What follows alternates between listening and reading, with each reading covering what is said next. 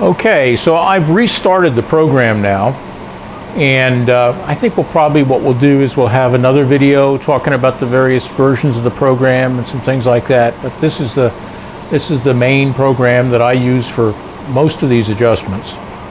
And if you look at the display here, you have the oscilloscope trace of the data as it's coming out, and you see that the different stripes have different levels. And that's reflected in the grayscale display below them here. The squares, in fact, are the boxes in which I am doing the statistics in real time. And those statistics appear on the monochrome screen. And the complication right now of telling you exactly what program to use is you don't have a monochrome screen.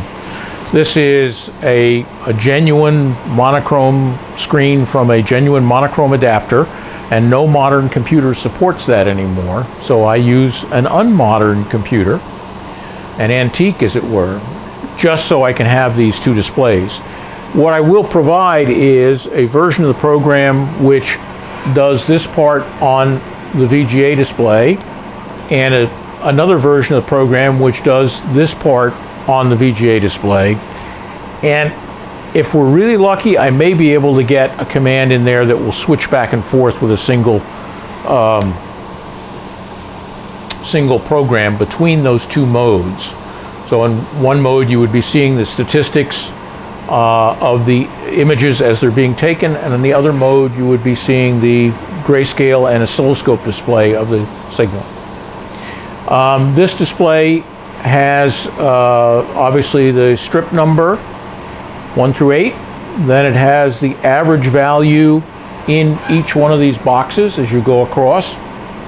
So for instance, you can see here strip 5 is only 700, whereas the other ones are up near 1400 or so. This is 790, and effectively strip 5 is the dark one here. It's got the low level on the screen.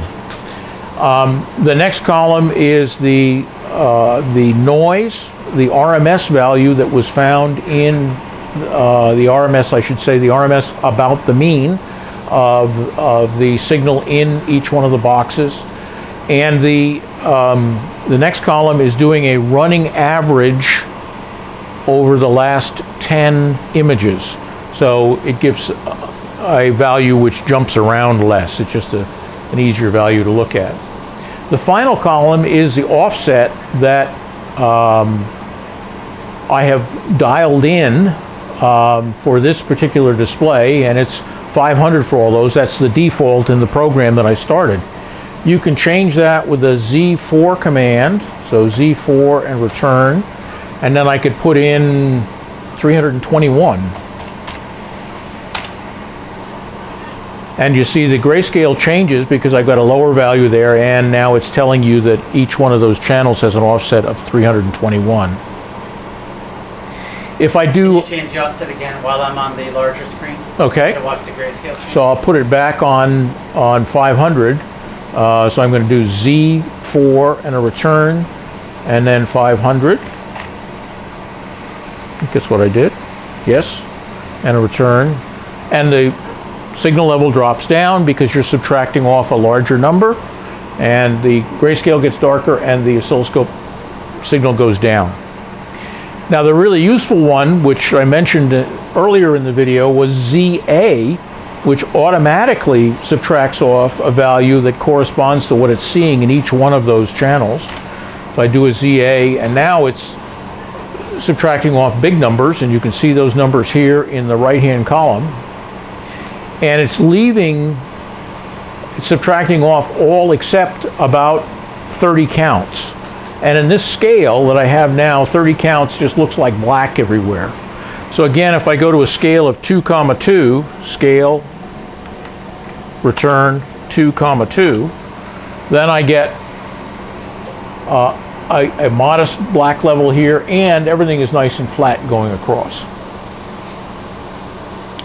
So what we're actually going to do now, though, is we're going to try to adjust these levels so that all the raw levels that you see here in the third column are all the same. And unfortunately, you've got some that I've adjusted one way, some that I've adjusted the other way, but what I've been trying to do now is to always shoot for about 1500, 1500 in that column. And the way I'm going to do that is I'm picking the one that's closest to that, which is this strip 7, and it's a little low now, and I think I'll just tweak it up just a little bit. And again, we use our magic chart here, and we're going to use these 8 pots here at the top, and that is strip 7. If I can get the pot on there. And they're backwards, so I'm going to go counterclockwise a little bit to bring it up a little. 1496, that's about as close as we're going to get.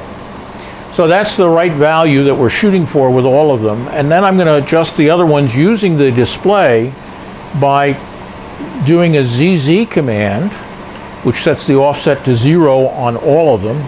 ZZ in return, no argument, just ZZ. And then I have to, actually, sorry, what I want to do is set it to, so I can get it in the mid screen. So I'm going to set Z4 1350.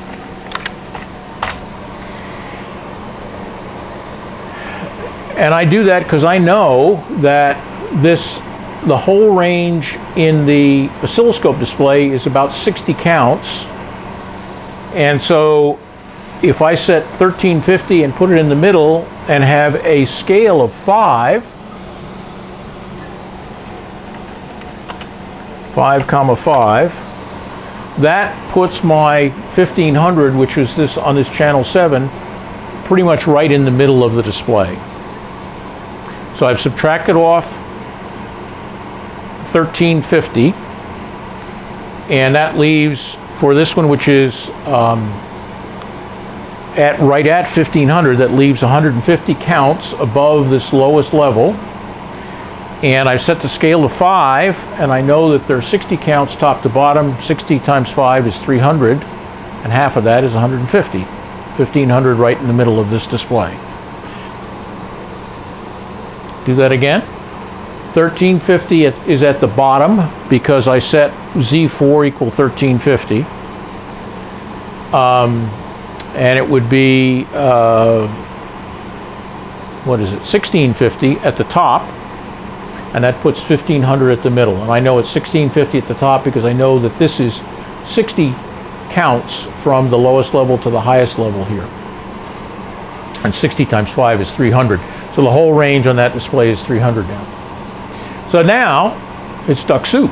All I have to do is adjust all these guys that are wacko here to be the same as channel 7, and I'm done. And I'm going to do that by starting with 8. And again, it's the top group of 8 pots. Don't forget to start messing with the other ones, because then you got to go back and fix those.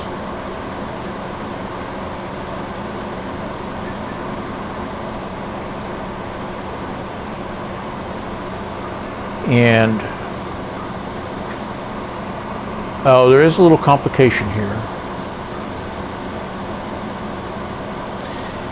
So there's 8 properly adjusted, and again it's backwards in the sense that if I turn it clockwise it goes down, and if I turn it counterclockwise it goes up. That's all well and good, but what happens when you turn it too far clockwise, that is, it goes all the way to the bottom? All of a sudden you're subtracting off too much, and that gives you a negative number, and negative numbers are not well handled here, and it jumps up to be way high. And the way you can see that that's happened is look over here at the statistics, and you can see that the average value for that channel is now 1335, which is less than 1350, and so it will jump up and be high. So if I turn that up a little bit and make it match channel 7, it's close enough. We see that it's 1476.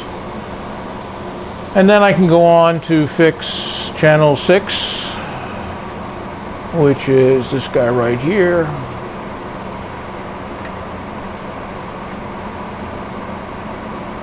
Hardest thing I do all day is getting the tool on the adjuster.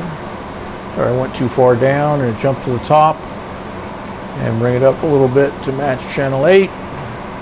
And next we can do 5, which is this guy up here.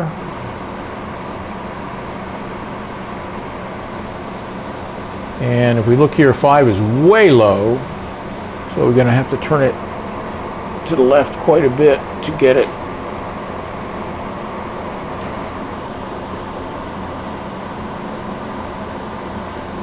Oops, that's too far.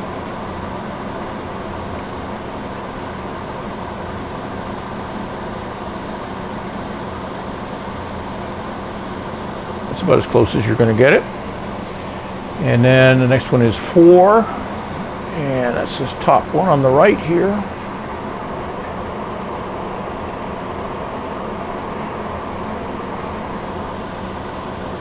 And 4 is way low, so I'm going to have to turn left to get it to go up.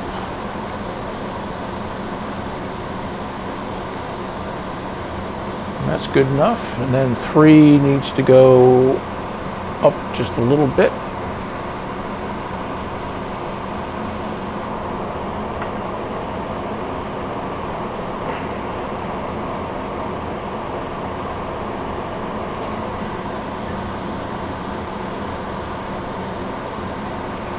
And channel 2.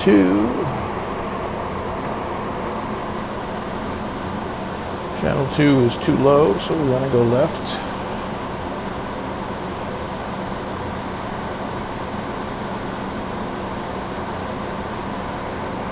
And finally, for my last trick, I'll try to adjust channel 1. Channel 1 is also low, so we bring it up and it'll jump. There we go.